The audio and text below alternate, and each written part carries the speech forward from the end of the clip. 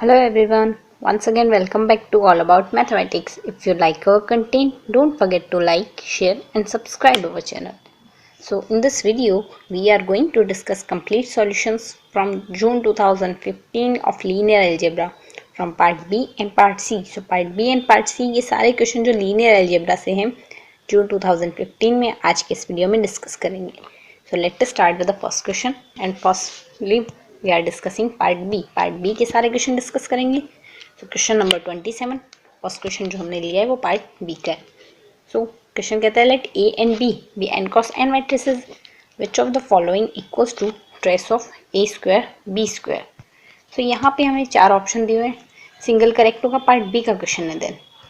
Then यहाँ से अगर देखें trace of A square B square, so trace of A square B square क्या आएगा. So trace of A square B square को ए स्क्वायर को हम क्या लिख सकते हैं, ए इंटू ए. सिमिलरली बी को क्या, बी स्क्वायर को क्या लिख सकते हैं, बी इंटू बी. सो यहाँ से ये प्रॉपर्टी अगर लगाते हैं then trace of A square B square क्या आएगा, trace of A square B square यहाँ से हमारे पास आएगा trace of A into A B into B.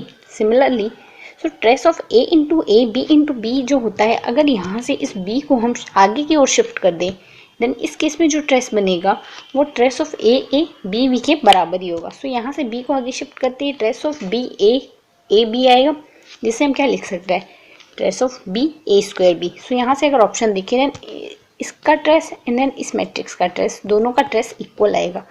So A square B square equals to trace of A square B square equals to B A square B. So यहाँ से अगर option देखें then B A square B तो नहीं है, A B square है. Then इसके लिए तो हम कुछ नहीं कह सकते, बी स्क्वायर हमने जो फाइंड आउट किया है वो बी ए स्क्वायर बी है. सो ऑप्शन कहीं मैच नहीं हो रहा.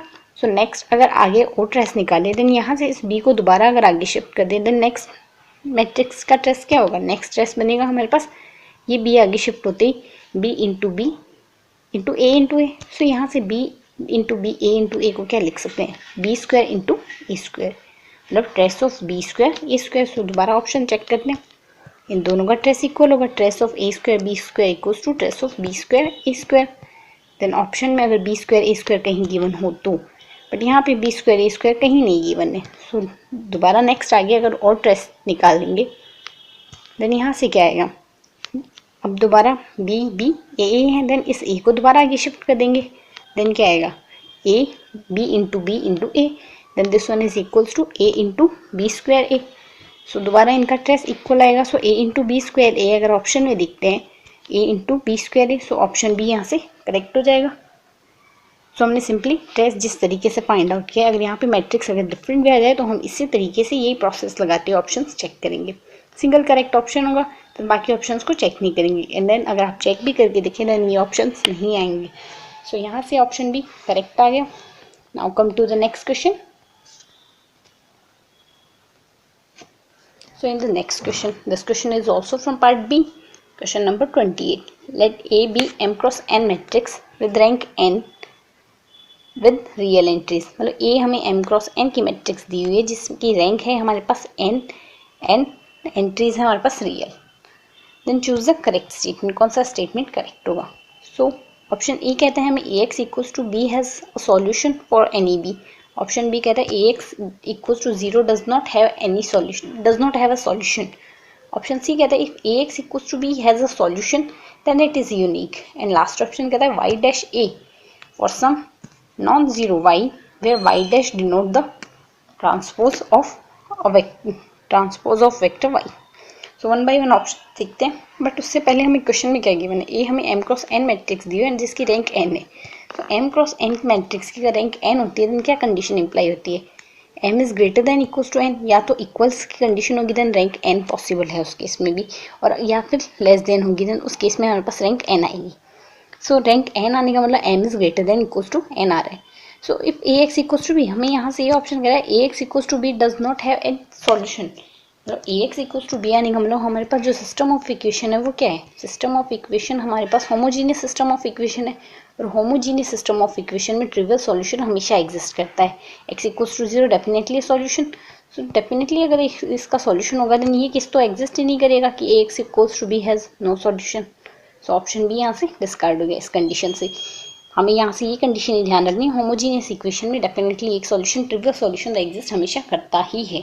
सो यहाँ से ऑप्शन बी इस केस से डिस्कार्ड हो गया। सो A x equals to B, ए हमें एम क्रॉस एन मैट्रिक्स दी है।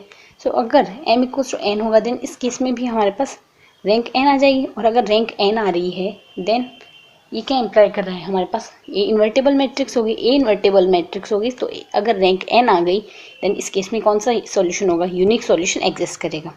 तो एक केस तो ये हो गया, और दूसरा केस हमारे पास यहाँ से ये बनता है, अगर m लेस देन एन हो, sorry m greater than N हो, देन m अगर ग्रेटर देन होगा n से और साथ ही अगर रैंक n होगी देन इस केस में A x equals to B के लिए दो केस एग्जिस्ट करेंगे। एक तो अगर b आर ए से अगर बिलोंग्स करता है देन यूनिक सॉल्यूशन होगा, और अगर b आर ए से बिलोंग्स नहीं करता, देन स्पेस ऑफ ए से बिलोंग नहीं कर रहा, देन इस केस में नो सॉल्यूशन होगा।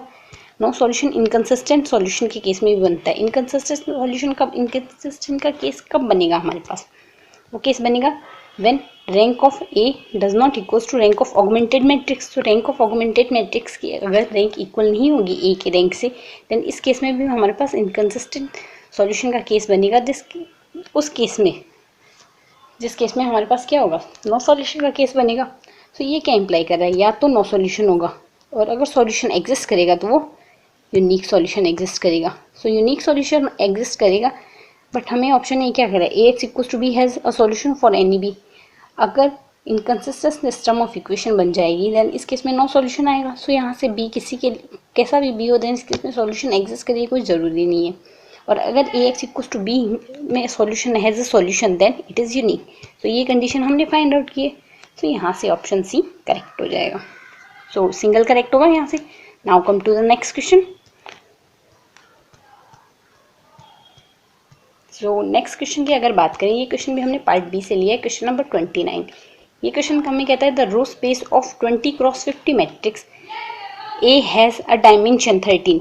What is the dimension of space of solution of A x equals to 0। तो यहाँ से जो ए एक्स इक्वल्स टू 0 होगा ये हमारे पास होमोजीनियस सिस्टम ऑफ इक्वेशन आ गया फिर से। सो होमोजीनियस सिस्टम ऑफ इक्वेशन में हमारे पास स्पेस ऑफ सॉल्यूशन की बात की गई है, so dimension of solution space की। सो अगर A x equals to B है हमारे पास then dimension of image set क्या होगा, डायमेंशन ऑफ इमेज सेट होगा रैंक ऑफ टी के, अगर टी लीनियर ट्रांसफॉर्मेशन हो। सो यहाँ से डायमेंशन ऑफ सॉल्यूशन स्पेस क्या होगा, डायमेंशन ऑफ सॉल्यूशन स्पेस होगा हमारे पास nullity of A. Nullity of A होता है अगर डायमेंशन ऑफ सॉल्यूशन स्पेस होता है हमारे पास नलिटी ऑफ ए। नलिटी होती है हमारे पास n minus rank of A. So यहाँ से हमें रैंक ऑफ ए क्या गिवन है, हमारे पास यहाँ से डायमेंशन, हमारे पास रो स्पेस यहाँ से 20 क्रॉस 50 का दिया हुआ है जहाँ से डायमेंशन ऑफ ए इज 13 है। तो यहाँ से रैंक ऑफ ए क्या गिवन है, रैंक ऑफ ए यहाँ से गिवन है 13। तो डायमेंशन ऑफ सॉल्यूशन स्पेस क्या आ गया, नलिटी, नलिटी आ गया n minus rank of A. So यहाँ से n की वैल्यू क्या है, 20 क्रॉस 50 की मैट्रिक्स है। फिर अगर 20 क्रॉस 50 की मैट्रिक्स है यहाँ से, तो यहाँ से n की वैल्यू क्या आ गई, n इक्वल्स टू आ गया यहाँ से 50, एंड रैंक ऑफ ए क्या आ गया, रैंक ऑफ ए आ गया 13। सो नलिटी क्या होगी, n minus rank of A which is equal to 50 minus 30। 50 minus 30 क्या आ रहा है, 50 माइनस 13 आ रहा है हमारे पास 37, राइट। तो यहाँ से सॉल्यूशन क्या आएगा 37। सो यहाँ से nullity of A equals to dimension of solution space which is equals to 37। Then यहाँ से ऑप्शन डी करेक्ट आ गया, ठीक है। Now come to the next question. So in the next question, question number 30, this question is also from part B. In this question given that let A be a 4 cross 4 real matrix such that T raised to the power 4 equals to 0. Let Ki equals to dimension of kernel of Ti for I is between 1 to 4. Which of the following is not a possibility of sequence K1, K2, K3 and so K4 के लिए। So K1, K2, K3, K4 हमारे पास क्या given है, dimension of kernel of Ti, मतलब dimension of kernel of T1 equals to K1, dimension of kernel of T2 equals to K2, dimension of kernel of T3 equals to K3 and dimension of kernel of T4 equals to K4 आएगा। तो यहाँ से ये दिया हुआ है हमें। तो T4 equals to 0, T हमें 4 क्रॉस 4 मैट्रिक्स दिए और T के इक्वल्स टू, मतलब अगर T हमें n क्रॉस n मैट्रिक्स दिए एंड T के इक्वल्स टू 0 आ जाए, फिर K belongs to natural number, then इस केस में हमारे पास जो ये मैट्रिक्स बनती है T, ये क्या होती है, निलपोटेंट मैट्रिक्स। देन यहाँ से ये क्या इम्प्लाई कर रहा है, T हमारे पास निलपोटेंट मैट्रिक्स है। सो T अगर निलपोटेंट मैट्रिक्स है देन इफ यहाँ से कर्नेल क्या है, dimension of kernel of T1, यानी dimension of kernel of T1 हमें क्या गिवन है, nullity of T1। Dimension of kernel of T equals to nullity of T आता है, dimension of kernel space equals to nullity of matrix. Then यहाँ से nullity of T given है, ये के आई हमें क्या गिवन है, नलिटी ऑफ टी आई। सो यहाँ से K1 की अगर वैल्यू फाइंड आउट करें, देन अब अगर यहाँ से एक रिलेशन की बात करें, लाइक ऑप्शन फर्स्ट हमें गिवन है 3 4 4 एंड 4। सो यहाँ से K1 इक्वल्स टू 3 आया है, K2 इक्वल्स टू 4 आया है, and then K3 equals to 3 आया है, and then similarly K4 equals to 4 आया है। तो इस टाइप से अगर वैल्यू लेते हैं, मतलब तो हमें फर्स्ट ऑफ ऑल फर्स्ट की वैल्यू लेनी होगी, बाकी तो उसके रेस्पेक्टिवली देखेंगे आएंगे कि नहीं आएंगे। सो यहाँ से फर्स्ट K1 इक्वल्स टू अगर 3 लेंगे, सो एक ऐसी मैट्रिक्स T लेंगे जिसके लिए kernel of T1 equals to 3 आ जाए, यानी नलिटी ऑफ T1 की dimension of kernel of T1 equals to 3 आ जाए, यानी nullity of T equals to क्या आ जाए, 3। So nullity of T equals to 3 आएगी। n की वैल्यू हमारे पास यहाँ पे क्या है, n की वैल्यू है यहाँ से 4। So n minus nullity of T equals to rank of T which is equals to 1। सो एक ऐसी मैट्रिक्स लेनी है जिसके लिए रैंक 1 हो। सो अगर हम अज्यूम करें फर्स्ट ऑप्शन के लिए, लेट अस टेक, अगर कर्नेल इक्वल्स टू 3 है, यानी K1 इक्वल्स टू 3 है, तो नलिटी इक्वल्स टू 3 आ गया, देन रैंक इक्वल्स टू 1 आ गया। सो एक ऐसी मैट्रिक्स हमने 4x4 मैट्रिक्स ये ले ली जिसके लिए हमारे पास T1 की वैल्यू, सॉरी रैंक की वैल्यू 1 है, तो कर्नेल की वैल्यू 3 आ गई। सो अगर इसके लिए टी स्क्वायर फाइंड आउट करेंगे, T square T cube and T raise to the power 4, so सबकी वैल्यूज़ क्या आएगी, यहाँ से इसके लिए आएगी 0 मैट्रिक्स। सो इसके लिए बाकी सारी वैल्यूज़ अगर 0 आ रही, मतलब 0 मैट्रिक्स अगर बन रही है, 0 मैट्रिक्स के लिए कर्नेल क्या होती है, यानी नलिटी क्या होती है, नलिटी तो होती है 4 एंड रैंक क्या होती है, रैंक होती है 0। सो रैंक हो जाएगी 0 यहाँ से। सो यहाँ से अगर 0 आ रही है, देन T1 की वैल्यू 0, देन यहाँ से बाकी सबकी वैल्यूज 4 4 4 आ गई है, K1 K2 K3 and K4 की। तो यहाँ से इनकी वैल्यूज 4 आ रही है, एंड देन K1 की वैल्यू क्या आ रही है, 3। सो हमारे पास 3 4 4 की एक कंडीशन एग्जिस्ट कर रही है। सो हमें यहाँ से क्या बताना है, which of the following is not a possibility for a sequence. तो यहाँ से ये मैट्रिक्स हो जाएगी हमारे पास, ऑप्शन ए तो एग्जिस्ट कर रही है, सो ये पॉसिबिलिटी पॉसिबल है। तो यहाँ से ऑप्शन डिस्कार्ड हो जाएगा क्योंकि हमें नॉट अ पॉसिबिलिटी बतानी है, सो ऑप्शन ए डिस्कार्ड हो गया। सिमिलरली अगर बाकी ऑप्शंस की बात करें, तो यहाँ से option C and option D पहले देखते हैं। ऑप्शन सी और डी में यहाँ से K1 के लिए टू वैल्यू ली गई है। सो यहाँ से रैंक क्या आ जाएगी, रैंक इक्वल्स टू भी 2 2 आ जाएगी, 4 माइनस 2 इक्वल्स टू 2। सो यहाँ से एक मैट्रिक्स अज्यूम करेंगे। Let us take option C के लिए हम एक मैट्रिक्स ले लेते हैं ये।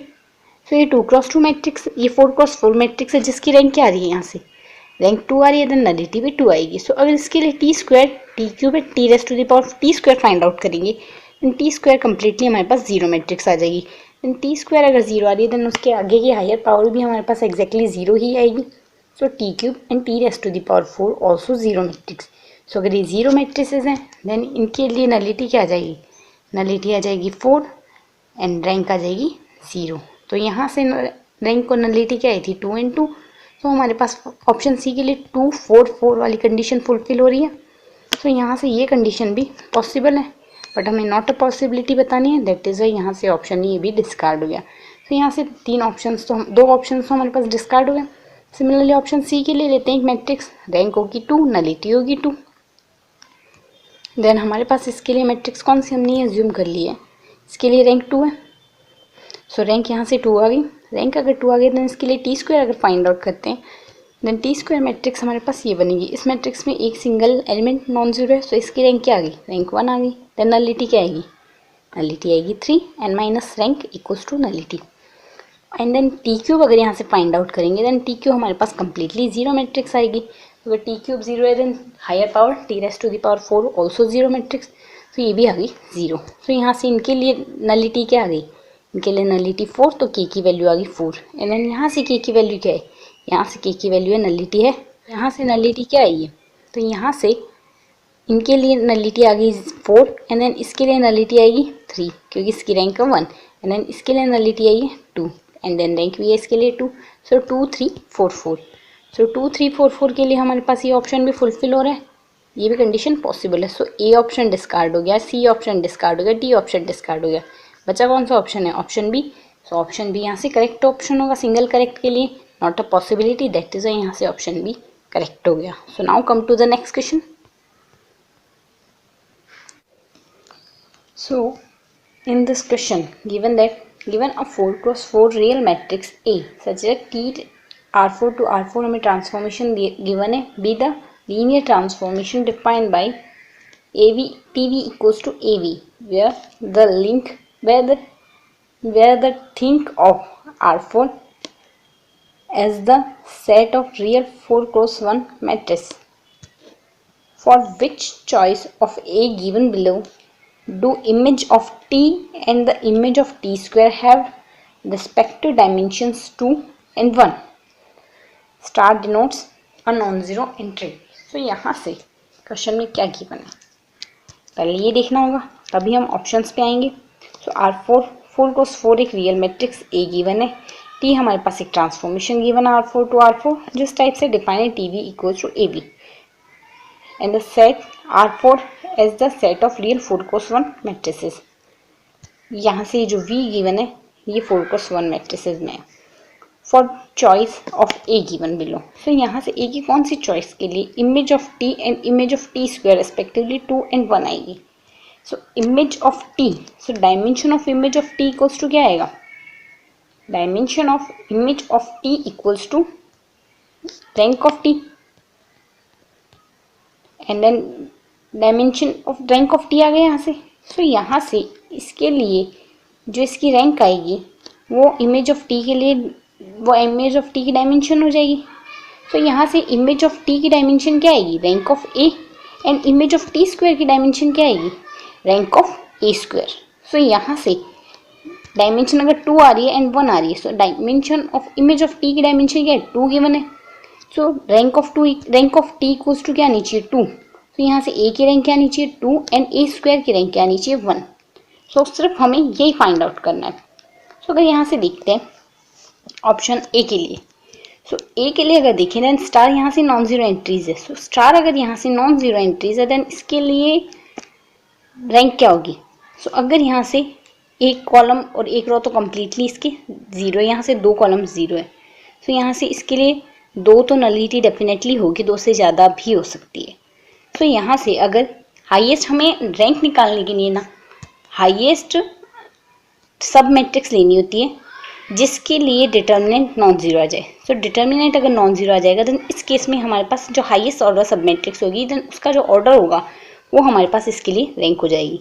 सो यहाँ से ए के लिए अगर बात करें देन यहाँ से 2 कॉलम कम्प्लीटली जीरो है देन नलिटी एटलीस्ट 2 तो होगी ही, 2 से ज़्यादा भी हो सकती है. ग्रेटर देन इक्वल्स टू यहाँ से इसकी जो नलिटी होगी वो ग्रेटर देन इक्वल्स टू 2 तो आएगी ही आएगी.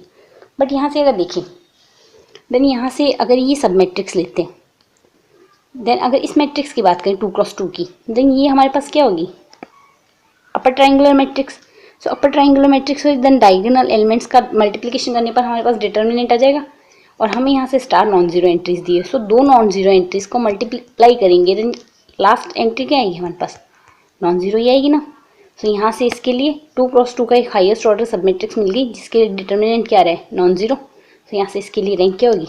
2 आएगी और हमें यही निकालना है rank of T equals to 2 आए.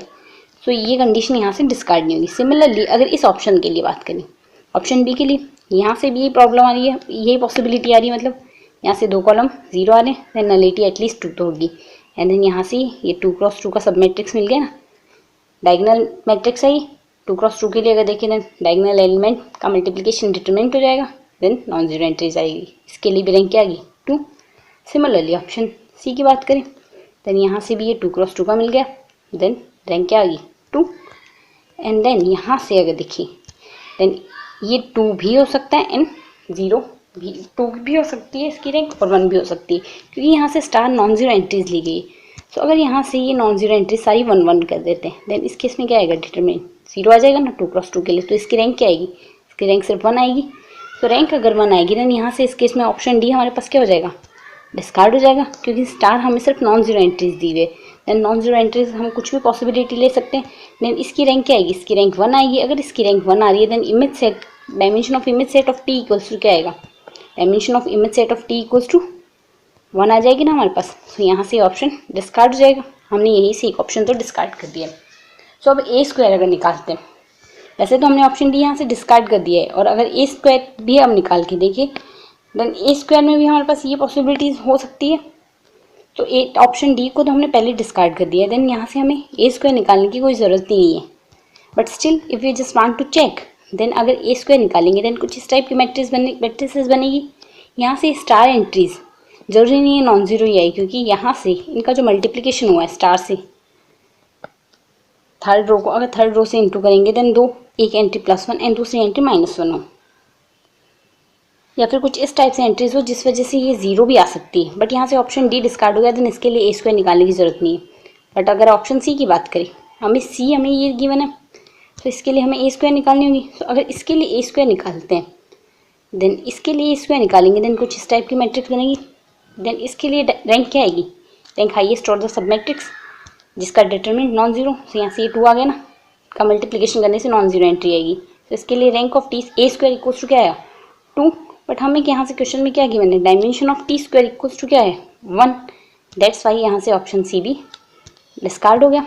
Now come to the next option. Option B के लिए अगर ए स्क्वायर निकालें, ऑप्शन बी के लिए अगर ए स्क्वायर निकालेंगे, देन हमारे पास यहाँ से 4x4 मैट्रिक्स कुछ इस टाइप की बनेगी। सो इसमें यहाँ से 3 कॉलम तो एग्जैक्टली 0 है, तो यहाँ से इसकी नलिटी 3 तो एटलीस्ट होगी, एंड यहाँ से नॉन जीरो एंट्रीज भी है। That is why non zero entries होने के लिए 1x1 कम बन गया ना सब मैट्रिक्स, जिसके लिए डिटरमिनेंट नॉन जीरो है। सो इसकी रैंक क्या आ गई, rank of A square equals to 1, nullity of A square equals to 3। So यहाँ से ये ऑप्शन की पॉसिबिलिटी करेक्ट होगी। सो ऑप्शन भी यहाँ से करेक्ट होगा। एंड देन ऑप्शन ए के लिए भी अगर बात करें, देन ऑप्शन ए के लिए भी हमारे पास मैट्रिक्स कुछ टाइप की बनेगी। सो इसमें अगर देखेंगे, इसमें भी यहाँ से 3 कॉलम एग्जैक्टली 0 आ गए। सो 3 कॉलम अगर एग्जैक्टली 0 आ रहे हैं, देन इस केस में क्या होगा हमारे पास, इसके लिए रैंक क्या हो जाएगी, rank of A square equals to 1 आ गई ना। दैट्स वाई यहाँ से option A and option B CSIR वालों की तरफ से दोनों ऑप्शन करेक्ट किए गए हैं। क्वेश्चन तो वैसे पार्ट बी में है, बट स्टिल जिसने ऑप्शन ए या ऑप्शन बी में से कोई भी ऑप्शन सेलेक्ट किया होगा उनके दोनों ऑप्शन करेक्ट होंगे। So now come to the next question. आप समझ गए ना इस क्वेश्चन को किस टाइप से करना है, इसी टाइप से इस क्वेश्चन को टिकल करना है। नेक्स्ट क्वेश्चन है question number 32। So 32 number question part B का है। क्वेश्चन कहता है which of the following is a linear transformation for r³ to r²। So r³ to r² कौन सा एक लीनियर ट्रांसफॉर्मेशन होगा। ऑप्शन ए, मतलब यहाँ से फर्स्ट ट्रांसफॉर्मेशन हमें f(x,y,z) equals to 4 and x + y and g(x,y,z) equals to xy and x + y and then hxy हमें ये गिवन है। सो ऑप्शंस कहते हैं ओनली 1, ओनली 2, ओनली 3 या फिर all transformation are linear transformation. तो यहाँ से ऑप्शन से अगर बात करें, फर्स्ट ऑफ ऑल यहाँ से f हमें जो गिवन है, सो लीनियर ट्रांसफॉर्मेशन की क्या कंडीशंस होती है, अगर कोई भी ट्रांसफॉर्मेशन लीनियर ट्रांसफॉर्मेशन होगा देन उसका जो 0 एलिमेंट होगा वो 0 पे ही मैप होगा। देन यहाँ से अगर x,y,z इक्वल्स टू 0, 0 लेते हैं, सो यहाँ से x,y,z इक्वल्स टू अगर 0, 0 लेंगे देन ये कहाँ मैप हो रहे हैं, ये 4, 0 पे मैप हो रहे हैं, वो तो 0 एलिमेंट नहीं है। दैट इज वाई यहाँ से 0 एलिमेंट पे मैप नहीं हो रहा। सो ये लीनियर ट्रांसफॉर्मेशन की कंडीशन को फुलफिल नहीं कर रहा है। दैट्स वाई ये ऑप्शन डिस्कार्ड हो गया। सो 1 तो नहीं होगा। अगर 1 नहीं होगा देन ओनली 1 वाला केस डिस्कार्ड हो गया एंड ऑल ट्रांसफॉर्मेशन वाला केस डिस्कार्ड हो गया। सो 2 ऑप्शन यहाँ से डिस्कार्ड हो गए। एंड देन सिमिलरली अगर नेक्स्ट की बात करें, g(x,y,z) equals to xy and x + y। So अगर लीनियर ट्रांसफॉर्मेशन होगा तो 2 वेरिएबल्स का मल्टीप्लिकेशन ये लीनियर ट्रांसफॉर्मेशन के केस में नहीं आता है। सो ये अगर लीनियर ट्रांसफॉर्मेशन के केस में नहीं आ रहा देन यहाँ से ये भी डिस्कार्ड हो गया। सो जी भी यहाँ से लीनियर ट्रांसफॉर्मेशन नहीं होगा। सो ओनली 2 भी डिस्कार्ड हो गया। सो ऑप्शन ए डिस्कार्ड हो गया एंड ऑप्शन बी डिस्कार्ड हो गया, ऑप्शन डी डिस्कार्ड हो गया। सो जो एक ऑप्शन बचा है वही करेक्ट ऑप्शन होगा ना, देन यहाँ से ऑप्शन सी करेक्ट हो जाएगा। सो ये मेथड तो इसको करने के लिए हो गया। अगर एग्जाम में क्वेश्चन पूछा जाए देन हमें इसी टाइप से इस क्वेश्चन को हैंडल करना है ताकि विद इन 2 सेकेंड क्वेश्चन हो जाए एंड देन जो टाइम बाकी बचा है हम दूसरे क्वेश्चन पे लगा सकें। एंड देन अगर हमें चेक करना हो H लीनियर ट्रांसफॉर्मेशन है कि नहीं, देन कोई भी T V to V be a linear transformation for every xy belongs to V and C belongs to F if, then यहाँ से लीनियर ट्रांसफॉर्मेशन की डेफिनेशन होगी Tx + y equals to Tx + Ty and Tc into T of Cx equals to C into Tx हो। Then इस case में T हमारे पास linear transformation होगा। सो यहाँ से हम x1 y1 z1 एक एलिमेंट ले लेंगे एक एंड देन एक यहाँ से x2 y2 z2 ले लेंगे। सो h ऑफ यहाँ से T ऑफ x + y करना है, देन इसी तरीके से h of x1 y1 z1 plus x2 y2 z2 कर लेंगे। देन यहाँ से h of x1 y1, then यहाँ से इसे सिंप्लीफाई कर लेंगे। पहले x1 प्लस x2 आ गया, y1 प्लस y2 आ गया, सिमिलरली z1 प्लस z2 आ गया। देन इनका ट्रांसफॉर्मेशन क्या है हमारे पास, z माइनस एक्स, देन इसके लिए z है z1 minus z2 and x है x1 minus x2, then z minus x आ गया यहाँ से। एंड देन दूसरा ट्रिपल में दूसरा एलिमेंट है हमारे पास x प्लस वाई, सो यहाँ से x plus Y, x1 plus x2 and y है हमारे पास y1 प्लस y2। देन यहाँ से ये शिफ्ट कर दिए। देन यहाँ से अगर z, इसे हम सिंप्लीफाई कर सकते हैं z1 minus x1 and z2 minus x2। Similarly next element को हम लिख सकते हैं x1 plus x2, x1 plus y1 and x2 plus y2। सो यहाँ से मैट्रिक्स को हम इसमें भी सिंप्लीफाई कर सकते हैं, z1 minus x1 plus x1, z1 minus x1 and x1 plus y1, similarly z2 minus x2 and x2 plus y2। Then ये इम्प्लाई कर रहा है ट्रांसफॉर्मेशन में h of x1 y1 z1 और ये इम्प्लाई कर रहा है h of x2 y2 z2। सो यहाँ से हमने सिंप्लीफाई कर लिया ना, h of x1 y1 z1 plus x2 y2 z2 equals to h of x1 plus x1 y1 z1 plus h of x2 y2 z2। So first condition तो fulfil होगी। Second condition यहाँ से ये h of t of C X equals to C into T X. So h of C X लिख लेते हैं यहाँ से, h of C into x1 y1 x y z equals to, then यहाँ से इस c को तीनों में मल्टीप्लाई कर दिया। देन यहाँ से सिंप्लीफाई क्या होगा, यहाँ से z माइनस एक्स क्या होगा, C z minus C x and then x plus y equal to C x plus C y. Then यहाँ से इसे हम ऐसे भी लिख सकते हैं C into z minus x and इसे लिख सकते हैं C into x plus y. Then यहाँ से ये सी कॉलम में कॉमन है, देन बाहर कॉमन ले लिया, then C into z minus x and x plus y. Then इसे हम लिख सकते हैं H of x Y Z and then C multiply में आ गया। देन ये दूसरी कंडीशन होगी। सो ये इम्प्लाई कर रहा है, हमने यहाँ से प्रूफ भी कर दिया है कि ये जो h है सिर्फ ये ही लीनियर ट्रांसफॉर्मेशन है, देन ओनली h। देन यहाँ से ऑप्शन सी करेक्ट हो जाएगा। सो यहाँ तक हमने पार्ट बी के टोटल 6 क्वेश्चन डिस्कस कर लिए। तो यहाँ तक हमने कितने मार्क्स के क्वेश्चन डिस्कस कर लिए, 6 इंटू 3 इक्वल्स टू 18 मार्क्स के क्वेश्चन तो यहाँ से डिस्कस कर लिए। Now come to the part C. So this one is first question of part C. So let f Rn cross Rn to R be a function fxy equals to inner product of ax and y. So यहाँ से ये define किया गया, इसे इस symbol को inner product, standard inner product कहा गया of Rn and A is n cross n matrix. Here D is the total derivative. Which of the following statement are correct? First statement कह रहा है D F x Y at U V equals to inner product of A U and Y plus inner product of A X and Y. Second statement कह रहा है D F x Y derivative of F x Y at 0 0 equals to 0। Third statement कह रहा है derivative of F x Y may not exist for some X y belongs to R N cross R N. And the last statement is saying the derivative of fxy does not exist at xy equals to 0 0।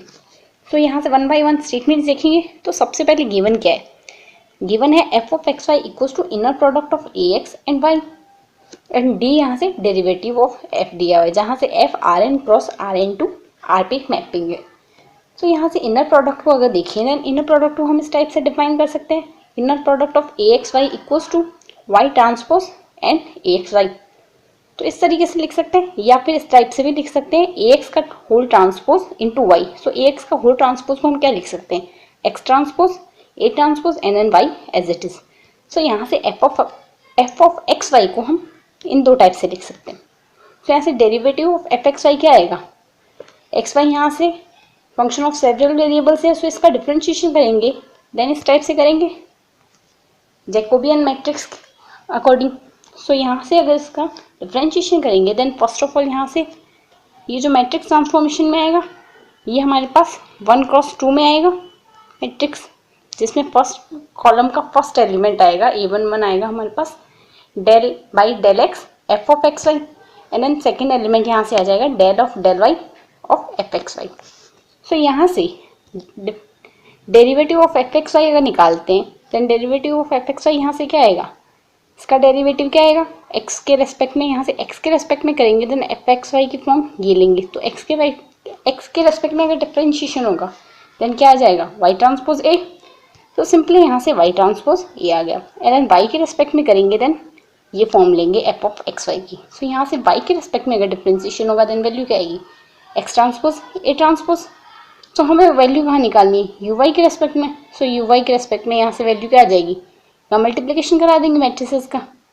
Then value हमारे पास आएगी you transpose A you, जब ये इससे multiply होगा, and then x transpose A transpose multiply होगा y से, तो value आ जाएगी plus x transpose A transpose y. So यहाँ से इसे हमने किस टाइप से डिफाइन किया था इनर प्रोडक्ट को, वाई ट्रांसपोज ए एक्स या फिर एक्स ए एक्स ट्रांसपोज वाई। तो यहाँ से अगर देखते हैं देन ये किस फॉर्म में है, ए यू इंटू वाई का इनर प्रोडक्ट के फॉर्म में यहाँ से सिंपली। एंड देन यहाँ से ये किसके फॉर्म में है, ए एक्स और वी के इनर प्रोडक्ट में। सो सिंपली यहाँ से हमारे पास क्या आ गया, derivative of F x Y at point U V equals to क्या आ रहा है, ए यू वाई का inner product and A X V का इनर प्रोडक्ट। सो ये क्या इम्प्लाई करता है, यहाँ से ऑप्शन ए करेक्ट आ गया। सो ऑप्शन ए यहाँ से करेक्ट आ गया। सो यहाँ से ये सारे एक्स वाई के लिए एग्जिस्ट कर रहा है, बट हमारे पास ऑप्शन क्या कह रहा है, ऑप्शन सी कह रहा है D x Y may not exist for some X Y. But यहाँ से डी एफ एक्स वाई जो हमने निकाला है वो यहाँ से फॉर एवरी एक्स वाई, जो एक्स वाई एग्जिस्ट कर रहे हैं उन सबके लिए एग्जिस्ट कर रहा है। दैट इज वाई यहाँ से ऑप्शन सी डिस्कार्ड हो गया। एंड यहाँ से ऑप्शन डी भी डिस्कार्ड हो गया, जो कह रहा है D F x Y does not exist when X Y equals to 0 0। X Y equals to 0 0 पे क्यों एग्जिस्ट नहीं करा यहाँ, तो यहाँ से हमने जब ये फॉर्म निकाली है डी ऑफ एक्स वाई, तो यहाँ से डी ऑफ एक्स वाई हमारे पास हर पॉइंट पे एग्जिस्ट कर, डी ऑफ एक्स वाई हमारे पास ये आ रहा है। सो एक्स वाई इक्वल्स टू अगर 0 0 होंगे देन इस केस में हमारे पास ये टोटली 0 आ जाएगा ना यहाँ से, क्योंकि y equals to 0, x equals to 0, then x transpose equals to 0 and y transpose equals to 0, then 0 आ जाएगा कम्प्लीटली। तो यहाँ से ये तब भी एग्जिस्ट करेगा, बट ये कह रहा है डज नॉट एग्जिस्ट, देन यहाँ से ऑप्शन डी भी डिस्कार्ड हो गया। सो ऑप्शन सी डिस्कार्ड हो गया, ऑप्शन डी डिस्कार्ड हो गया, एंड ऑप्शन ए यहाँ से करेक्ट हो गया था। अब बचा है option B. So option B हमें कहता है एट पॉइंट 0 0 निकालना है। सो यू एंड वी की वैल्यू 0 0 दी हुई है। सो यू एंड वी की वैल्यू यहाँ से सिंपली हमने 0 0 पुट कर देनी है इसमें।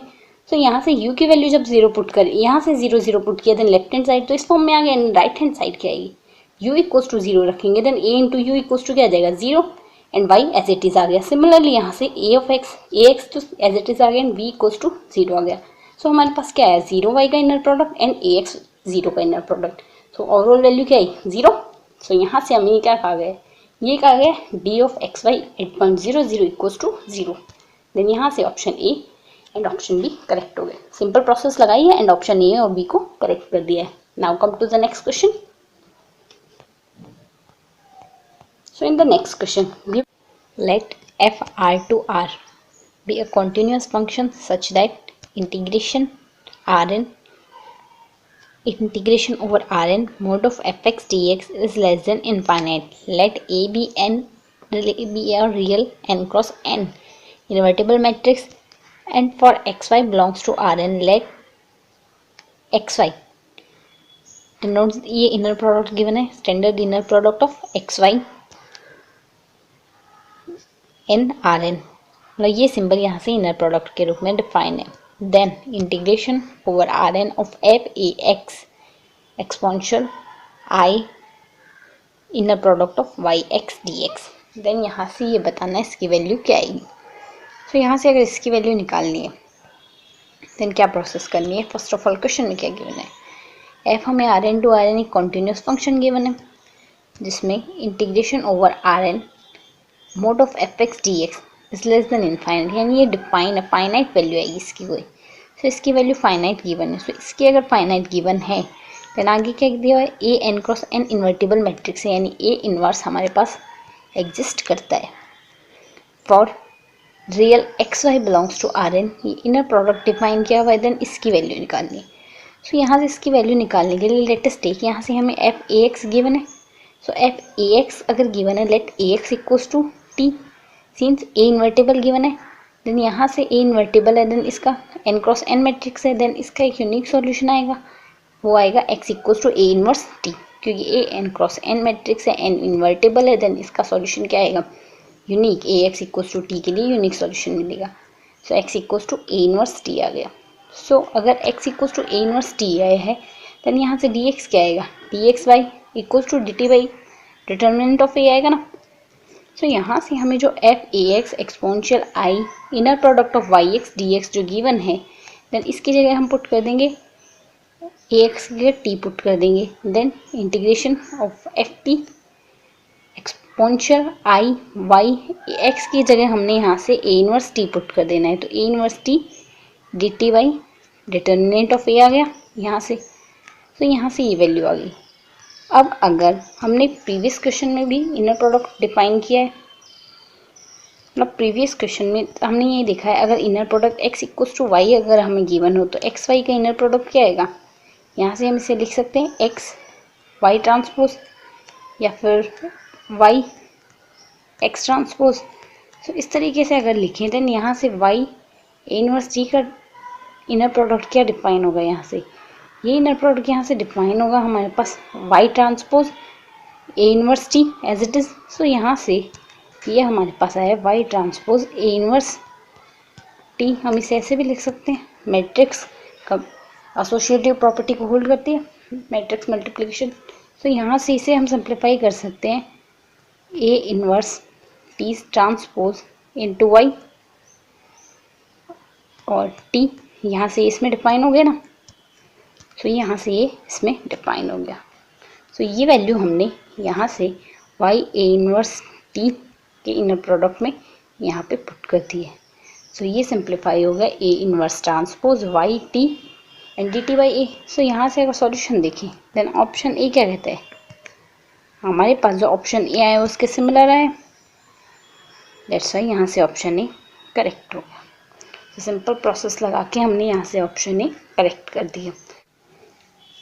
सो अगर आप यहाँ से देखेंगे देन ये जो यहाँ से रिजल्ट बना है, ये रिजल्ट यहाँ से एग्जैक्टली तो इसके इक्वल नहीं है, क्योंकि यहाँ से जो हमें गिवन है वो है यहाँ से ए ट्रांसपोज वाई एक्स में, यहाँ से जो कोऑर्डिनेट्स है एक्स ही लिया है, बट हमने जो यहाँ से सिंप्लीफाई किया है वो यहाँ से टी में आया है। तो एग्जैक्ट आंसर तो नहीं है, बट स्टिल यहाँ से हम इसमें चेंजेस करके ये कह सकते हैं कि इसके सिमिलर है।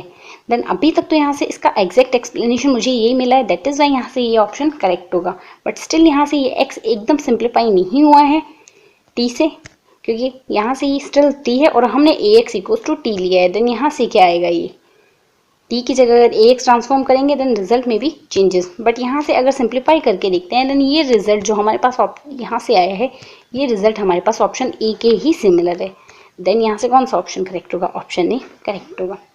So now come to the next question.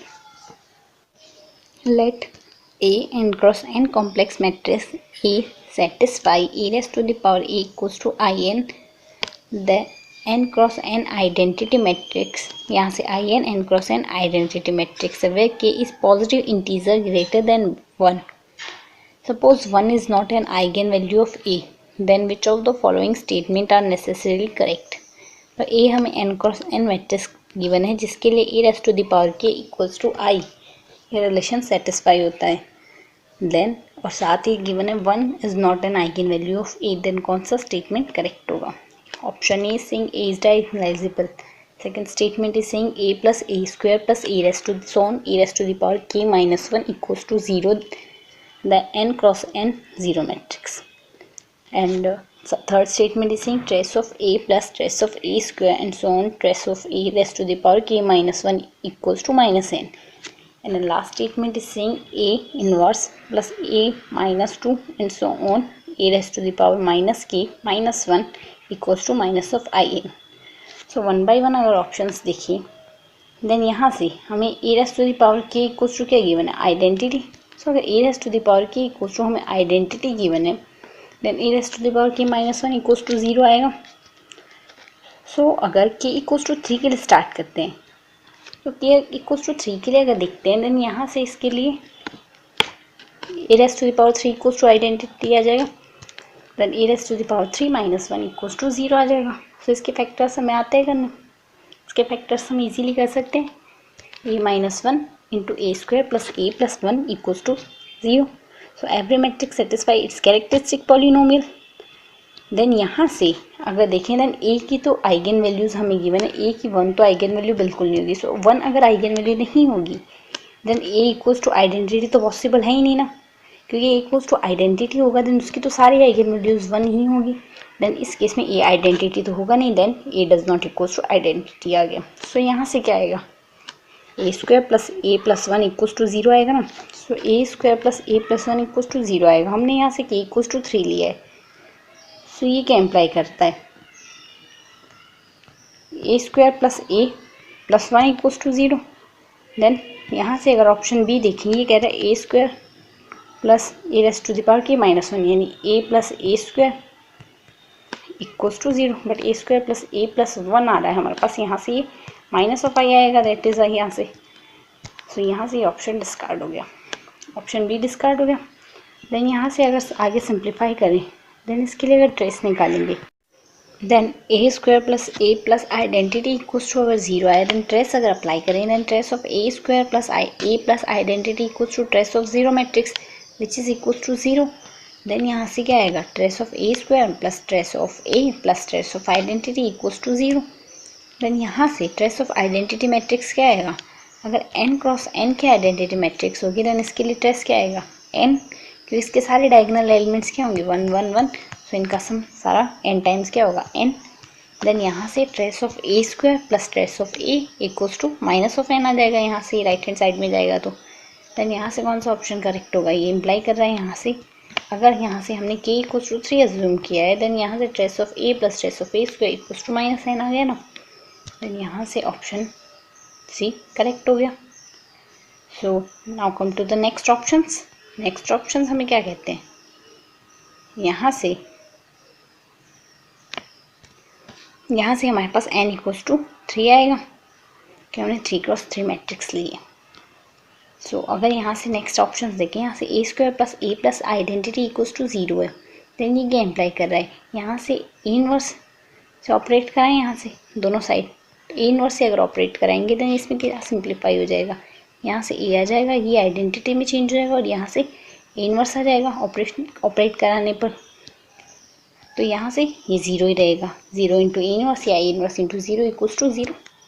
Then यहाँ से ये इसमें सिंप्लीफाई हो गया। अब इस इक्वेशन को दोबारा ए इनवर्स से ऑपरेट करेंगे दोनों साइड, देन यहाँ से क्या आएगा, ये इनवर्स में सिंप्लीफाई हो जाएगा, यहाँ से ए रेस टू द पावर -2 आ जाएगा और ये यहाँ से ए इनवर्स यहाँ से ये आइडेंटिटी में चेंज हो गया, A into A inverse equals to identity, यहाँ से identity into A inverse equals to A inverse आ गया। एंड देन यहाँ से A inverse into A inverse equals to क्या आएगा, A inverse raise to the power square, then A raise to the power -2 आ गया।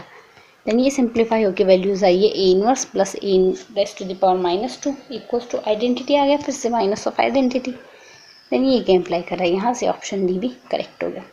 तो ऑप्शन सी और ऑप्शन डी करेक्ट हो गया, ऑप्शन बी डिस्कार्ड हो गया। अब ऑप्शन ए के लिए अगर बात करें, देन यहाँ से इसके लिए क्या होगा, इसके लिए मिनिमल पॉलिनोमियल होगा, क्योंकि यहाँ से ये अगर इसकी पावर 3 होती देन तब तो ये इसके लिए कैरेक्टरिस्टिक पॉलिनोमियल हो जाता, बट पावर यहाँ से लेस देन 3 है, देन ये इसका मिनिमल पॉलिनोमियल हो गया।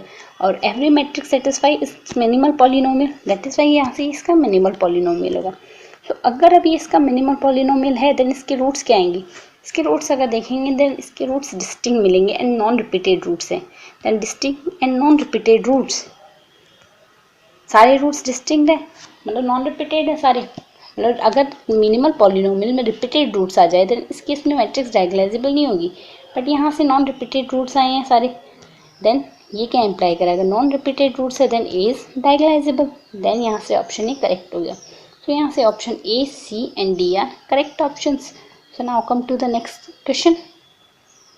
So next question is question number 71. In this question given that let S be the set of 3 cross 3 real matrices A with, यहाँ से A transpose A equals to हमें 3 cross 3 matrix given है, then the set S contains, इसमें set जो S है वो क्या contain करती है, ऑप्शन ए कह रहा है निलपोटेंट मैट्रिसेस को कंटेन करती है, ऑप्शन बी कह रहा है a matrix of rank 1, option C कह रहा है matrix of rank 2 and then last option कह रहा है non zero skew symmetric matrix.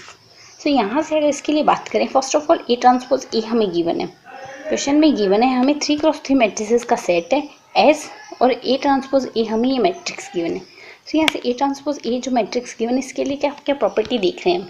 एक तो इसकी रैंक क्या है, 1 इसकी रैंक, क्योंकि एटलीस्ट यहाँ से सिर्फ ए के एलिमेंट है जो नॉन जीरो है, इसकी रैंक क्या आ गई 1। और साथ ही उसके अलावा तो यहाँ से और कोई प्रॉपर्टी शो नहीं हो रही है इसकी आइगन वैल्यूज 1 0 0 है। देन देखते हैं कौन कौन सी प्रॉपर्टीज काम में आती है। सो एस सेट एस के बारे में बात की गई।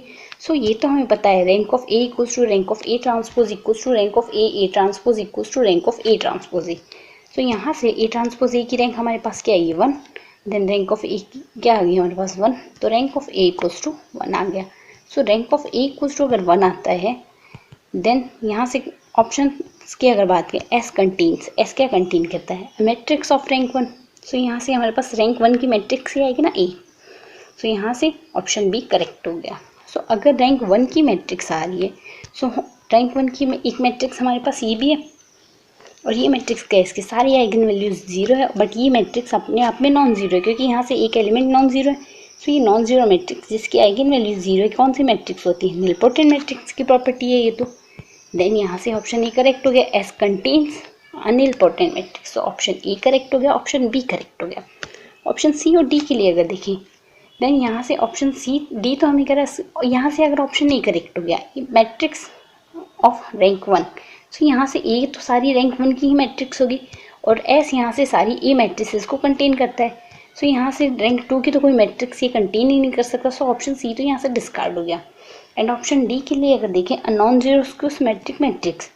So non zero skew symmetric matrix के लिए तो हम ये कह सकते हैं rank of a non zero skew symmetric matrix is at least 2। बस सारी non zero skew symmetric matrix की रैंक एटलीस्ट 2 तो होगी ही, बट हमारे पास यहाँ से ए की रैंक क्या आ रही है 1 आ रही है, बट यहाँ से एटलीस्ट 2 आनी चाहिए। देन ये क्या अप्लाई कर रहा है, यहाँ से ये अप्लाई करा, ऑप्शन डी भी डिस्कार्ड हो गया। तो ऑप्शन सी डिस्कार्ड हो गया, ऑप्शन डी डिस्कार्ड हो गया। सो करेक्ट ऑप्शन कौन कौन से बने, option A and option B are correct options. So now come to the next question. So in the next question, ये क्वेश्चन अगर देखें देन इस क्वेश्चन का एक्सप्लेनेशन मैंने दिसंबर 2013 के क्वेश्चन पेपर में सेम क्वेश्चन आया हुआ है उसमें करा दिया है। देन अगर आपने वो क्वेश्चन नहीं देखा है देन उसकी लिंक मैंने यहाँ आई बटन में दे दिया, आप उसमें जाके ज़रूर वो वीडियो देखें एंड वहाँ से इस क्वेश्चन का सॉल्यूशन देखें। So now come to the next question. So the next question is saying, ये हमें यहाँ से 3x3 की मैट्रिक्स गिवन है। Be the 3x3 matrix where A B C D are integers then we must have. Option A कह रहा है if A does not equals to 0 then there exist a polynomial p belongs to QX such that p of a is the inverse of a। Second statement कह रहा है for each polynomial q belongs to zx the matrix q of a, हमारे पास ये आएगी। Third statement क्या है a raised to the power n equals to 0 for some positive integer n then a cube equals to 0 and then last statement कह रहा है a commutes with every matrix of the form this।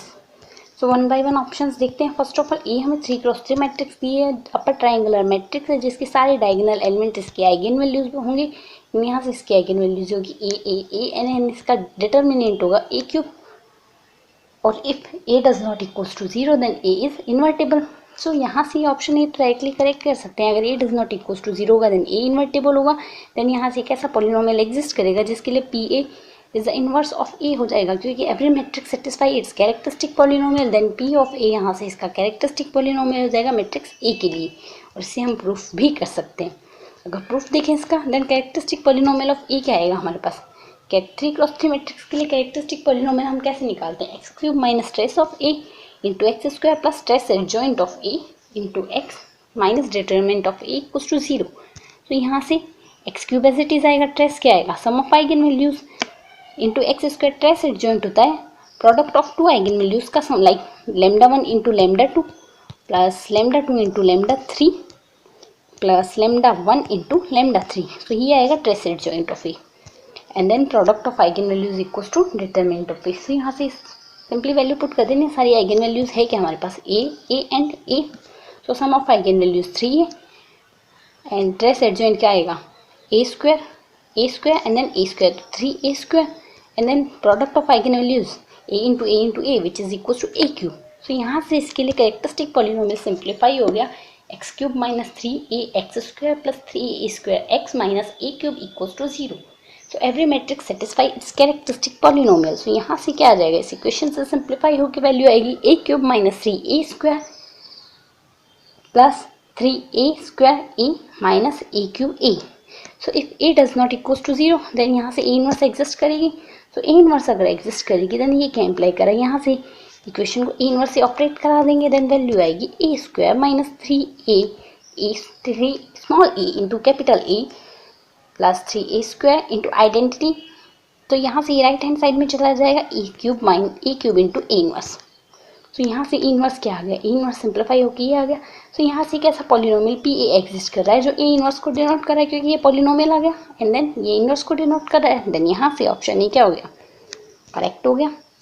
तो या तो हम इतना proof देख के इसे करेक्ट कर लें या फिर डायरेक्टली जैसे स्टार्टिंग में ही बताया था ए डज नॉट इक्वल्स टू 0 होगा देन ए इनवर्स एग्जिस्ट करेगा, और ए इनवर्स एग्जिस्ट करेगा देन ए इनवर्स के लिए ऐसा कैरेक्टरिस्टिक पॉलिनोमियल एग्जिस्ट करेगा जो इसके इनवर्स को डिनोट कर रहा है। देन यहाँ से ऑप्शन ए करेक्ट हो गया ना। ऑप्शन सेकंड की अगर बात करें, for each polynomial z belongs to q belongs to zx the matrix q of a equals to this. Then अगर q for each q belongs to zx के लिए, तो zx की हम कोई भी वैल्यू ले सकते हैं। सो सबसे इजी वैल्यू अगर x लेंगे देन इस केस में तो q इक्वल्स टू x अगर ले लेते हैं, देन यहाँ से तो ये आइडेंटिटी पॉलिनोमियल होने के केस में ऐसा एग्जिस्ट कर जाएगा, क्योंकि q ऑफ a भी a आ जाएगा, q ऑफ b b आ जाएगा and q of c c आ जाएगा। देन यहाँ से ये आइडेंटिटी केस में तो ये केस एग्जिस्ट कर रहा है। देन सेकेंड इजीएस्ट पॉलिनोमियल हम लेंगे एक्स स्क्वायर। तो let us take q equals to q of x equals to x square. So अगर q of x equals to x square लेते हैं देन इस केस में a स्क्वायर क्या बनेगा, q ऑफ a क्या बनेगा हमारे पास, q of a equals to a square बनेगा ना। यहाँ से q of x equals to x square then q of a equals to a square आएगा, और a स्क्वायर हमारे पास क्या आएगा, a हमारे पास गिवन है, ये मैट्रिक्स से क्रॉस रहेगी। देन इसके लिए हम a स्क्वायर सिंपली निकाल सकते हैं। देन इसके लिए अगर a स्क्वायर निकालते हैं देन इसके लिए हमारे पास a स्क्वायर आएगा, a square plus 2ab plus 2ac plus bd 0 a square 2ab 0 0 a square. Then यहाँ से अगर देखेंगे देन यहाँ ये एंट्री, यहाँ से ये एंट्री तो क्या है q ऑफ a, क्योंकि एक्स स्क्वायर हमने एज्यूम किया है देन q ऑफ a आ गया। But this one 2ab does not equals to q of b, क्योंकि q ऑफ b तो क्या आएगा हमारे पास b स्क्वायर, बट ये q ऑफ b नहीं है। देन यहाँ से कंडीशन यही डिस्कार्ड होगी। और अगर आप केसेस में भी देखते हैं then q of c and q of d भी इक्वल नहीं आ रहे। देन यहाँ से ऑप्शन ये डिस्कार्ड होगा जो कह रहा है for each polynomial q belongs to zx the matrix q of a is equals to this matrix. Then यहाँ से ऑप्शन बी डिस्कार्ड हो गया। बट अगर यहाँ से फॉर ईच पॉलिनोमियल ना लेके देयर एग्जिस्ट अ पॉलिनोमियल लेते देन हमारे पास आइडेंटिटी जो पॉलिनोमियल आएगा like q of x equals to x, then इस केस में ये एग्जिस्ट कर रहा है। बट यहाँ से फॉर ईच लिया गया दैट इज़ वाई यहाँ से ये ऑप्शन बी डिस्कार्ड हो जाएगा। Now come to the next option. Next option कह रहा है A raise to the power equals to 0 for some positive integer n, then a cube equals to 0 आएगा। Then अगर इस स्टेटमेंट की बात करें, ये स्टेटमेंट हमें क्या कहते हैं, if a is n cross n matrix with a raise to the power k equals to 0 for some k belongs to n, then ये क्या इम्प्लाई करता है a raise to the power n equals to 0 होता है। ये हमारे पास direct result है।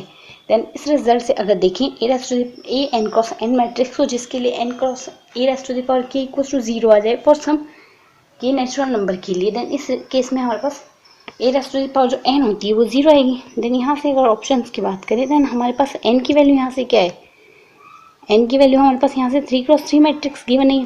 देन इसके लिए a क्यूब इक्वल्स टू 0 आएगा। देन ये स्टेटमेंट डायरेक्टली करेक्ट हो गया। डायरेक्ट रिजल्ट से हमने ऑप्शन सी करेक्ट कर दिए।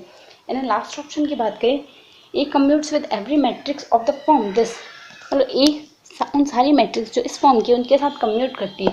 लाइक अगर ये मैट्रिक्स हमारे पास m मैट्रिक्स है देन a जो होगा मैट्रिक्स वो इन सारी मैट्रिक्स के साथ कम्यूट करेगी। Then a into m equals to m into a आएगा। सो सिंपली ये प्रॉपर्टी अप्लाई करते हैं।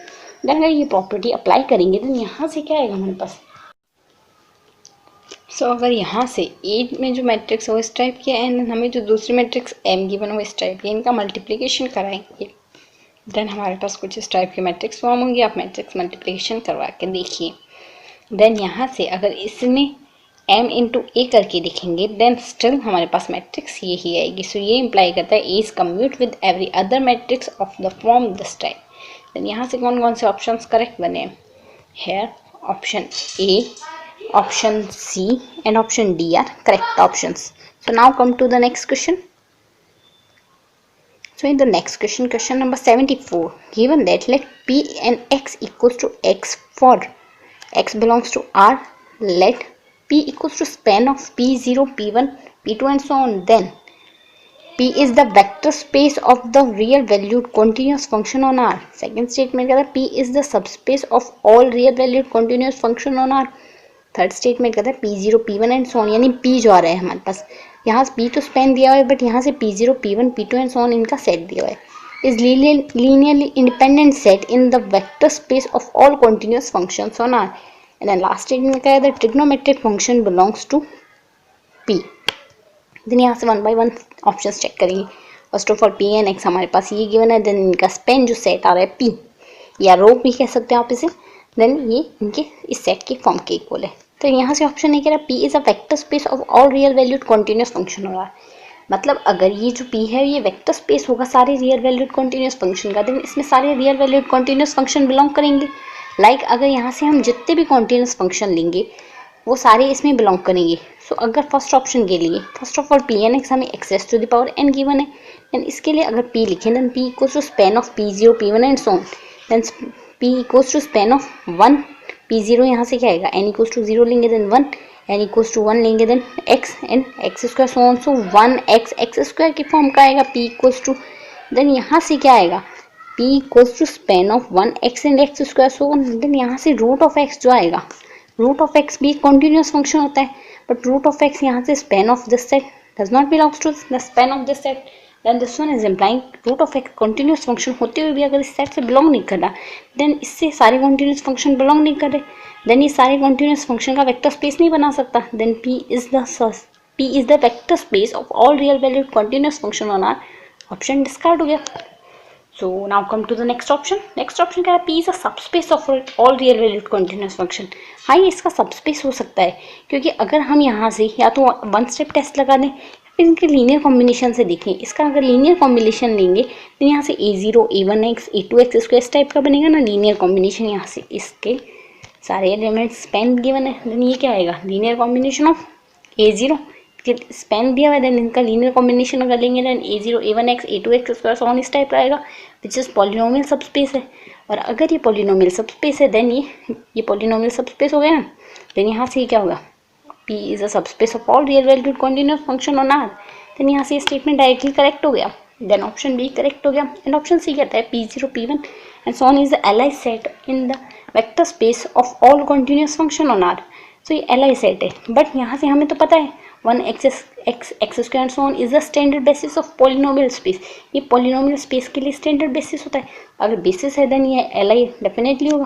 देन यहाँ से ऑप्शन करेक्ट हो गया क्योंकि ये स्टैंडर्ड बेसिस है. स्टैंडर्ड बेसिस हमारे पास बेसिस जो होता है वो एलाई होता है. That is why option C यहाँ से करेक्ट हो गया. देन लास्ट स्टेटमेंट क्या है, trigonometric function belongs to P.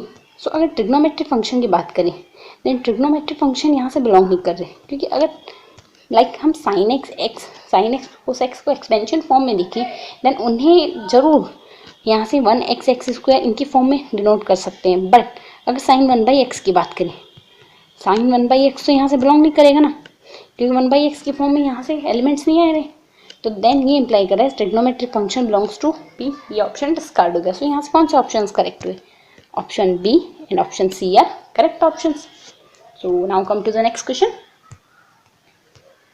तो अगर यहाँ से इस क्वेश्चन की बात करें, question number 75, which of the following are subspace of a vector space R. First statement कहता है एक्स बाई जेड का सेट जिनमें सेट प्लस का सेट है जिनमें x plus y equals to 0 होगा. सेकंड स्टेटमेंट कहता है x minus y equals to 0 होगा. थर्ड स्टेटमेंट कहता है x plus y equals to 1 है. एंड देन लास्ट स्टेटमेंट कहता है x minus y equals to 1 है. सो यहाँ से अगर देखें देन अगर कोई भी सबस्पेस है देन सबस्पेस में क्या होगा, 0 एलिमेंट तो डेफिनेटली बिलोंग करेगा. सो अगर 0 एलिमेंट बिलोंग कर रहा है बट यहाँ से x plus y equals to 1, then यहाँ से 0 एलिमेंट इसका बिलोंग नहीं करना ना. लाइक 0 0 अगर लेंगे 0 0 0 तो 0 plus 0 does not equals to 1, then यहाँ से 0 एलिमेंट इसका बिलोंग नहीं कर रहा है इसमें, देन ये सबस्पेस नहीं बनाएगा. इसी तरीके से x माइनस वाई के लिए इसमें भी 0 एलिमेंट बिलोंग नहीं करा. 0 0 0 does not belongs to this set, then यहाँ से ये ऑप्शन भी डिस्कार्ड हो गया. सो ऑप्शन सी और ऑप्शन डी तो डिस्कार्ड हो गया. अब नेक्स्ट वर्क आपका है, आपको ऑप्शन ए और ऑप्शन बी को वन स्टेप टेस्ट अगर आप लगाओगे देन ऑप्शन ए और ऑप्शन बी का ये जो सेट आएगा ये सब स्पेस होगा वेक्टर स्पेस R3 में.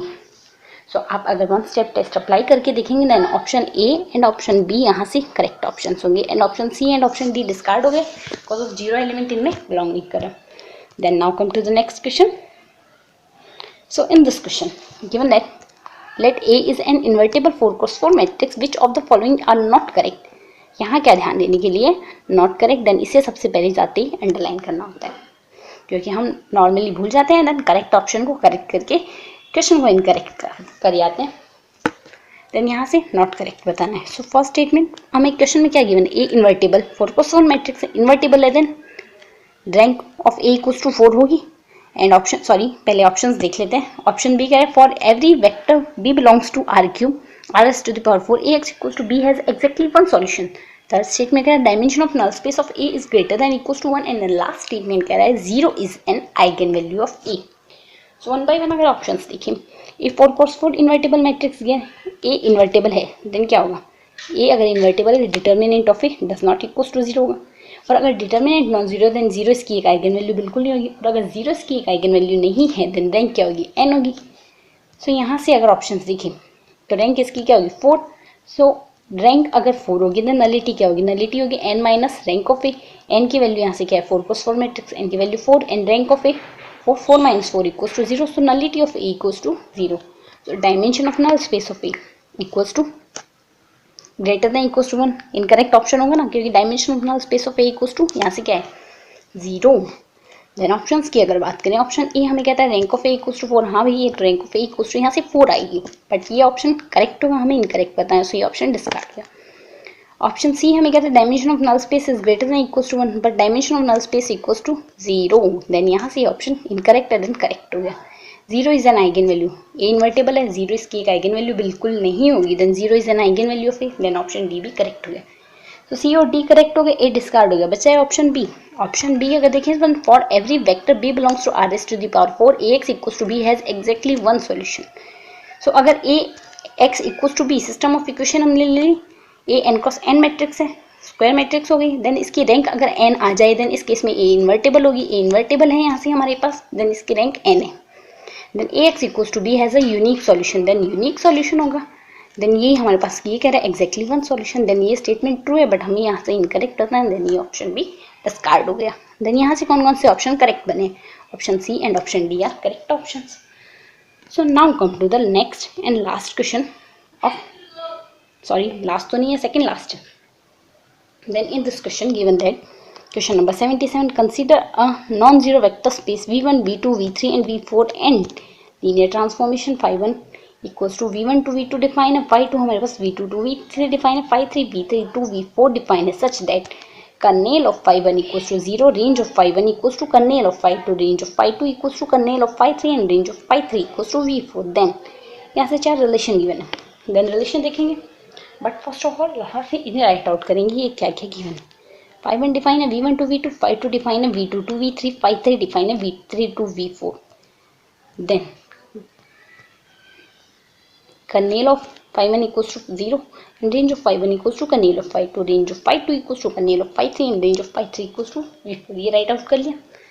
देन हमें पता है क्या पता है हमें, nullity equals to dimension of kernel space, nullity क्या होती है डायमेंशन ऑफ कर्नेल स्पेस के इक्वल, एंड रैंक इक्वल होती है डायमेंशन ऑफ रेंज स्पेस के इक्वल। नलिटी होती है डायमेंशन ऑफ कर्नेल स्पेस के इक्वल एंड रैंक होती है डायमेंशन ऑफ रेंज स्पेस के इक्वल। अगर यहाँ से इस रिलेशन को काम मिले, देन यहाँ से kernel of phi1 equals to 0, then dimension of kernel of phi1 equals to 0, then dimension of kernel of phi1 क्या आएगी 0 ही आएगी यहाँ से, then nullity of phi1 equals to 0 आ गई इस रिलेशन से, nullity of phi1 equals to 0 आ गई, देन रैंक ऑफ phi1 क्या आएगी, rank equals to n minus nullity, n की वैल्यू यहाँ से क्या है phi1, अगर मैपिंग देखें v1 टू v2 है, देन n की वैल्यू यहाँ से क्या है dimension of v1, so n minus nullity of phi1, so n minus nullity of phi1 क्या है 0, so n minus 0, then dimension of v1 आएगी ना, dimension of v1 minus 0 which is minus 0 sorry minus 0 which is equals to dimension of v1, then यहाँ से rank of phi1 क्या आ गया dimension of v1, और हमें यहाँ से गिवन है range of phi1 equals to kernel of phi2, then यहाँ से कर्नेल ऑफ phi2 की डायमेंशन क्या आएगी nullity of phi2, then nullity of phi2 equals to dimension of v1, ये आ गया। अब यहाँ से रैंक ऑफ phi2 की बात करें, रैंक ऑफ phi2 क्या आएगी, रैंक ऑफ phi2 आएगी n minus nullity of phi2, nullity of phi2 हमें यहाँ से गिवन है dimension of v1, then n minus dimension of v1 and then यहाँ से n की वैल्यू क्या आएगी phi2 के लिए n की वैल्यू क्या होगी dimension of v2, then dimension of V2 minus dimension of V1 आ गया यहाँ से, रैंक ऑफ phi 2। देन अब यहाँ से T अगर V to V dash mapping होती है then rank plus nullity equal to dimension of V आती है। यहाँ से इस केस में यहाँ से डायमेंशन ऑफ V2 लिया है एंड देन यहाँ से डायमेंशन ऑफ V1 इसी केस से लिया है। रैंक नलिटी थ्योरम या सिल्वेस्टर्स लॉ से ये काम किया गया। देन यहाँ से नेक्स्ट देखें, ये आगे कर्नेल ऑफ phi 3 के बराबर, जो रेंज यहाँ से आई वो phi कर्नेल आई है। देन अगर range of phi 2 equals to kernel of phi 3, so range of phi 2, तो रैंक ऑफ phi 2 हमारे पास क्या था यहाँ से, rank of phi 2 equals to dimension of V2 minus dimension of V1।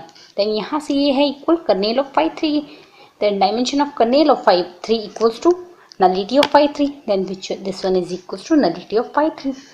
अब नलिटी ऑफ phi 3 ये आ गया, देन रैंक ऑफ phi 3 क्या आएगा, रैंक ऑफ phi 3 आएगा n minus rank of phi 3 n minus nullity of phi 3, तो n की value यहाँ से क्या होगी phi 3 के लिए, phi 3 मैपिंग है V3 to V4, so n की वैल्यू यहाँ से ये है, तो डायमेंशन ऑफ V3 माइनस यहाँ से नलिटी ऑफ phi 3, और नलिटी ऑफ phi 3 है dimension of V2 minus V1 dimension, so यहाँ से वैल्यू पुट कर दिया सिंपली। सो वैल्यू क्या आ गई, dimension of V2 minus dimension of V2 minus dimension of V1 which is equals to, यहाँ से गिवन है range of phi 3 equals to V4, so dimension of range of phi 3 equals to dimension of range of phi 3 क्या आएगी, rank of phi 3 equals to dimension of V4, so this one equals to V4। So यहाँ से simplify कर लो, simplify करेंगे then क्या आएगा, dimension of V3 minus dimension of V2 plus dimension of V1 equals to dimension of V4, then this one is implied dimension of V4,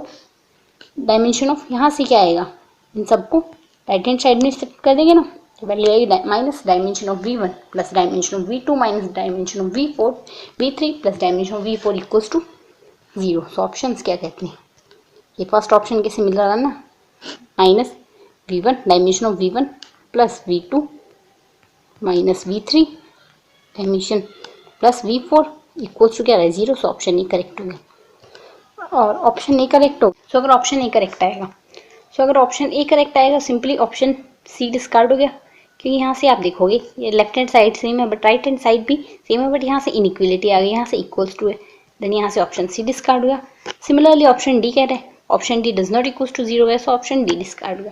but option B के लिए देखिए, then option B क्या कर रहे हैं, यहाँ से आई इक्वल्स टू 2 to 4 लिया हुआ है, यानी कि minus of dimension of V2 plus dimension यहाँ से प्लस V2 आएगा, यहाँ से आएगा then I equals to 2, then minus 1 raised to the power 2 equals to plus 1, then dimension of V2 minus V3 plus V4, ये क्या वैल्यू आएगी, यहाँ से हमने फर्स्ट ऑप्शन में इक्वल्स टू 0 लिया है, इक्वल्स टू 0 कब आया था, देन माइनस V1 यहाँ से ऐड था, सो यहाँ से राइट हैंड साइड में इसकी इनइक्वलिटी की वैल्यू क्या आएगी, इसकी पूरी की इसकी वैल्यू आएगी dimension of V1, and dimension of V1 must be greater than 0 ही आएगा ना, क्योंकि यहाँ से हमारे पास दिया है kernel of phi 1 equals to 0, अगर kernel of phi 1 equals to 0 है देन उसकी कुछ रैंक होगी, and non zero vector spaces है, नॉन जीरो वेक्टर स्पेसेस है देन सिंपली यहीं से देख लीजिए आप, नॉन जीरो वेक्टर स्पेसेस है then dimension of V1 must be greater than 0, then यहाँ से ये इंप्लाई करता है ऑप्शन सी भी करेक्ट होगा। सो यहाँ से कौन कौन से ऑप्शन करेक्ट बने, option A and option B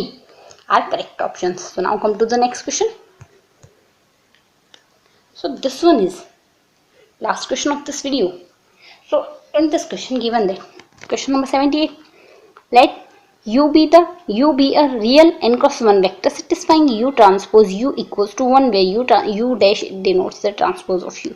Define a equals to 1 minus 2u u dash and u transpose where I is n cross nth order identity matrix, then which of the following statements are correct. So बताना कौन सा statement correct है।